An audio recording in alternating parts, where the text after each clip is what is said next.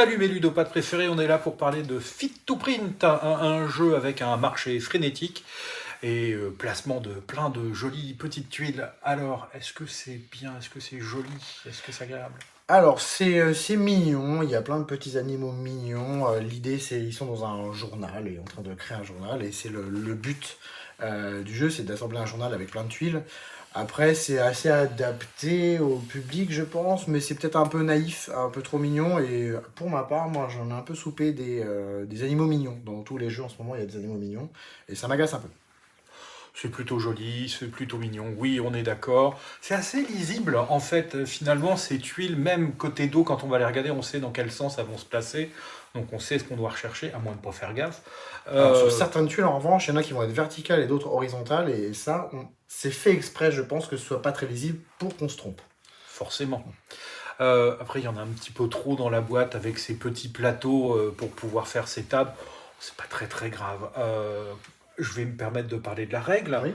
qui est plutôt bien écrite. Elle s'explique en 20 minutes, même pas. C'est vraiment accessible. Seul point noir à nos yeux, parce qu'on est plusieurs à penser ça, c'est ce scoring qui n'est pas très clair et la feuille de scoring qui est difficile à maîtriser, à comprendre, à remplir finalement. Une fois qu'on a compris le truc, c'est bon, c'est parti. Même en suivant ligne par ligne, ça peut être un peu fastidieux de remplir le scoring parce que ça fait salade de points. Oui. L'explication de règle t'a paru claire? Ça m'a paru clair, mais je pense qu'il faut mettre en pratique tout de suite. Je suis assez d'accord. Quelle sensation du coup? Bah, une sensation de bordel plutôt marrant. L'idée d'aller chercher ces tuiles, de les retourner, c'est une sensation qui est très proche de Galaxy Trucker en tout cas, puisque c'est copié dessus. Je pense que c'est exactement ce qu'avait le game designer quand il s'est dit ah, je vais prendre cette mécanique-là. Parce que c'est exactement la même chose. On prend des tuiles, on les retourne et si elle nous plaît pas, on la repose. Et si elle nous plaît, on la met sur sa petite table pour la mettre dans son magazine. Donc, bordel rigolo, un peu frustrant par moment, je pense, mais sympa. Oui, il n'y a pas d'événement, pas de course comparé à Galaxy Mm. Trucker. Ça reste du placement avec son évolution en 3 étapes. L'affiliation est clairement là. Avec qui tu joues? Alors, j'y joue plutôt avec des gens qui ont envie de passer un bon moment, de se marrer. S'ils supportent le fait que ce soit bordélique, que ce soit stressant, parce qu'il y a aussi un chrono. Hmm. Et du coup, il y a des joueurs qui vont pas aimer justement être limités comme ça. Euh, des gens qui ont envie de ce joyeux bordel et de se voler aussi les pièces et Oui, de tirer un peu dans les pattes de cette façon-là. je suis assez d'accord. Ça reste très familial. C'est, je vais revenir sur ce terme, mignon. C'est pour toute la famille. C'est pour une bande de copains avec lesquels on a envie de se marrer. C'est pas encore un jeu à boire, mais il faut en avoir un coup dans le nez finalement pour totalement l'apprécier.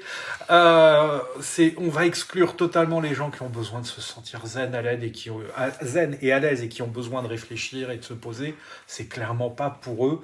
Euh, du coup, ça nous amène à l'interactivité. C'est le bordel. Bon, c'est complètement bordélique, mais c'est ça qui fait le sel du jeu, je pense. Oui, c'est ça le cœur du jeu, c'est ce bordel.